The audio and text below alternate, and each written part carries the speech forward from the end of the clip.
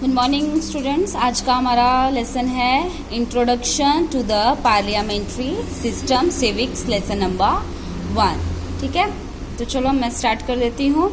In this chapter we will learn the machinery of the system of government as given in the Indian constitution. आज हम पढ़ेंगे कि जो हमारा Indian government है वो काम कैसे करता है।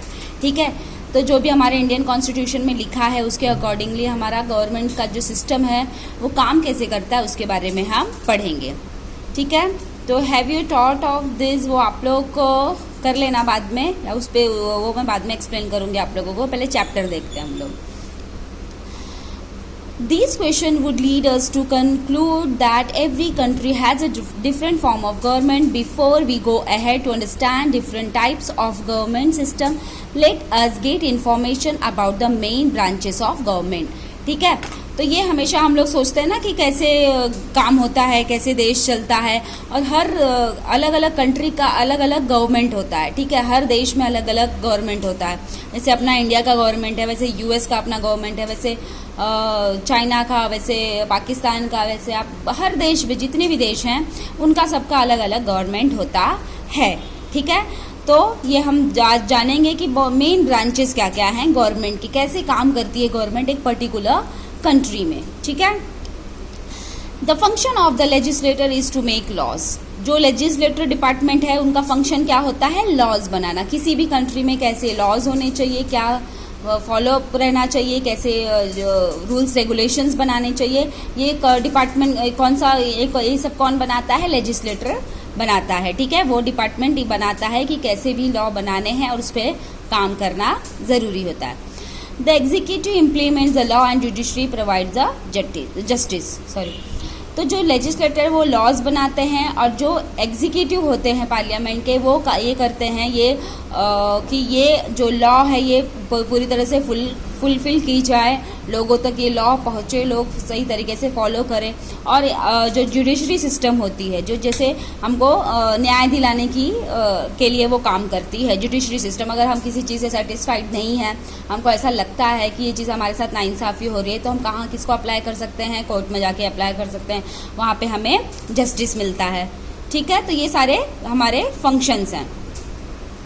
The function of this organs, their jurisdiction and limitation on their power and interrelationship between these organs are decided by the constitution.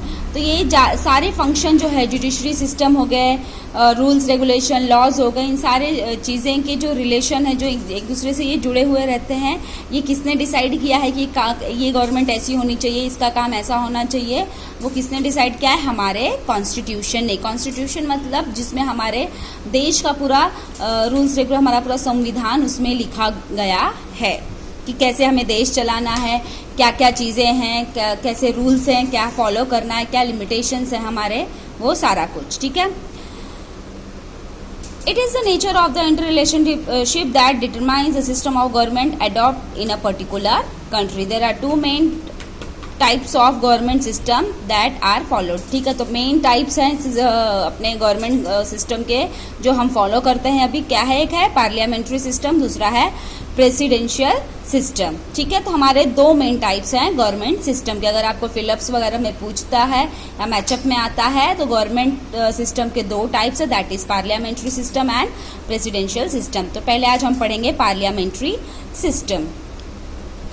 The parliamentary system of government developed preliminarily in England. The English Constitution is an unwritten constitution. The governance is carried out the accordance with the tradition and custom and conventions. That British Parliament is an institution that has evolved over the period of time.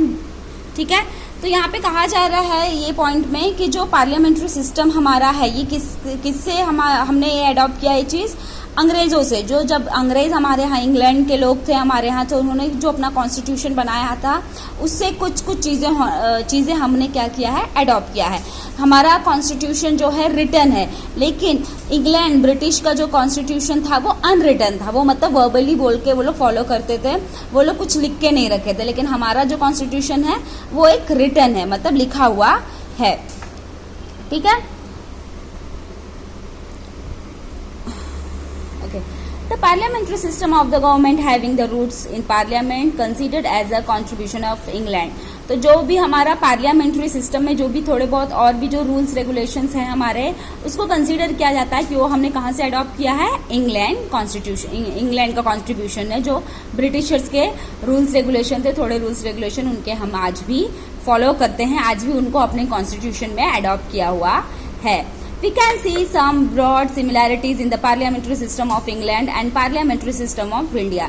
तो बहुत सारी similarities हमको देखने को मिलती है किसमें, हमारे पार्लियामेंट्री सिस्टम ऑफ इंडिया में और पार्लियामेंट्री सिस्टम ऑफ इंग्लैंड में. बहुत सारी सिमिलैरिटीज इसलिए हैं क्योंकि वहां की कुछ चीजें इंडियन गवर्नमेंट ने अडॉप्ट की है. But when we looked at institutional level, the Indian parliamentary system is different in its content. Let us understand the characteristic of the Indian parliamentary system of government. तो हम characteristic देखेंगे Indian parliamentary system government India का.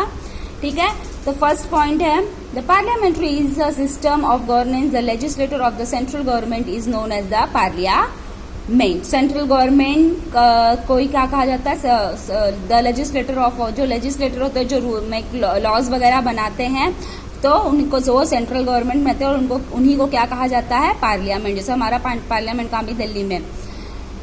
The Indian parliament is composed of president, Lok Sabha and Rajya Sabha. तो Indian parliament है, उसमें क्या होता है, एक लोकसभा होता है और एक राज्यसभा होता है. ठीक है, आप लोग न्यूज देखते होगे तो पता होगा ना, लोकसभा फिर राज्यसभा, ये सारे यहाँ पे भी लोग नेताओं को चुन के उनका वहाँ का ये मेंबरशिप मिलता है कि राज्यसभा के मेंबर हैं, ये लोकसभा के मेंबर हैं, तो ये हमारे पार्लियामेंट का एक पार्ट होता है. Members of the Lok Sabha are directly elected by the people, the number of in the house is fixed. ठीक है, तो जो लोकसभा होता है, ठीक है, जो दो सभा है हमारी, लोकसभा है राज्यसभा. तो जो लोकसभा है उसमें जो लोग आते हैं, जो मेंबर्स चुन के आते हैं, उनको कौन चुनता है, लोग चुनते हैं वोटिंग के जरिए. इसीलिए लोकसभा का जो मेंबरशिप या members of the number of members है वो क्या है, फिक्स है. एक लिमिटेड नंबर के बाद वहां पे आगे नहीं आ सकते. एक लिमिटेड नंबर है, फिक्स नंबर है कि 10 मेंबर होने चाहिए तो 10 ही होंगे. ठीक है, फॉर एग्जांपल कि 10 मेंबर है लोकसभा के तो 10 के आगे नहीं हो सकते. और वो 10 चुन के कौन लाएगा, पीपल, मतलब लोग चुन के लाते हैं. Election to the Lok Sabha are held at regular intervals. All political parties contest these elections. The party which gets more than half seats considered as a majority party. The majority party forms the government. ये तो simple समझ में आ रहा है कि हर 5 साल में election होता है. इलेक्शन होने में जिस पार्टी को सबसे ज्यादा वोट मिलते हैं वही पार्टी का गवर्नमेंट बनता है. जैसे कि अभी लास्ट टाइम से आप देख रहे हो 2 बार से किसकी मेजोरिटी पार्टी जीत रही है, बीजेपी की. बीजेपी को मेजोरिटी वोट्स मिलते हैं, इसीलिए वो अपना गवर्नमेंट बनाती है. तो जिस भी पार्टी को मेजोरिटी वोट्स मिलता है वही पार्टी अपना गवर्नमेंट बना सकती है. Sometimes no party gets clear majority. Some parties come together majority and they establish the government. Thus the kind of government is known as coalition government. ठीक है, coalition government. तो अगर समटाइम्स क्या होता है, कभी कभी क्या होता है कि अगर 100 सीट्स हैं लेकिन एक पार्टी को 30 मिला, एक पार्टी को भी 30 मिला और एक पार्टी है जिसको 40 मिला, तो 30 मिला और एक पार्टी है जिसको 10 सीट्स मिले. ऐसी 4 पार्टियां हैं. 100 में से बीजेपी को 30 मिला, कांग्रेस को 30 मिला और शिवसेना को 30 मिला एंड एमएनएस को 10 मिला. तो ऐसे में कोई भी पार्टी मेजोरिटी में नहीं है, फॉर एग्जांपल मेजोरिटी में नहीं है, तो ऐसे केस में क्या किया जाएगा, कोई भी 2 पार्टी एक साथ आएगी, मिलके अलायंस बनाएगी और वो दोनों मिलके साथ में गवर्नमेंट बनाएंगे. जैसे बीजेपी और शिवसेना मिल गए तो उनकी सीट कितनी हो गई, 60 की हो गई, 30 + 30. तो 60 मेजोरिटी में आ गई, तो 60 वाली जो शिवसेना और बीजेपी की पार्टी मिल गई है, तो ये दोनों पार्टी मिलके क्या करेंगे, गवर्नमेंट बनाएंगे. ठीक है, in this way candidates directly elected by the people becomes member of the legislature and the party in majority get chance to form the government. तो ठीक है, तो ऐसे में जिसकी जो पार्टी को ज्यादा वोट्स मिलते हैं और 2 पार्टी साथ में अलायंस करके गवर्नमेंट बना रही हैं, तो उन्हीं में से मेंबर को चुन के लोकसभा का मेंबर बनाया जाता है और उस पार्टी को पूरा चांस, पूरा मौका मिलता है कि वो अपना गवर्नमेंट फॉर्म कर सके. Okay, next the leader of the majority party becomes prime minister. ठीक है, तो जैसे अभी आप हमारे इंडिया के प्राइम मिनिस्टर कौन है?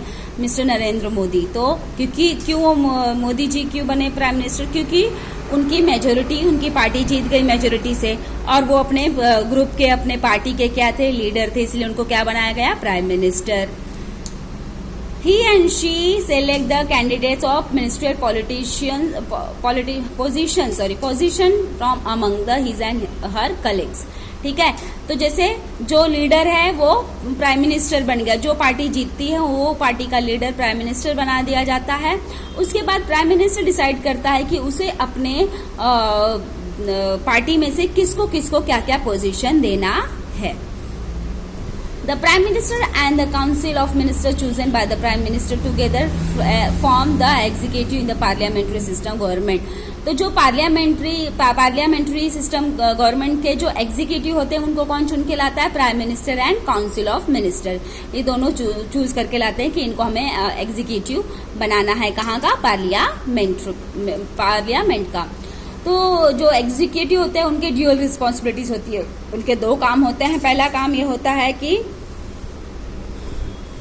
N executive haves to implement the laws implement करना, और ये करना कि वो जो सारे रूल्स रेगुलेशन, सारे रिस्पॉन्सिबिलिटीज जो हैं वो सही तरीके से फुलफिल हो रही है या नहीं। ये दो काम किसके होते हैं? एग्जीक्यूटिव और पार्लियामेंट्री सिस्टम के। उनको कौन चुन के लाता है? Prime minister and council of minister.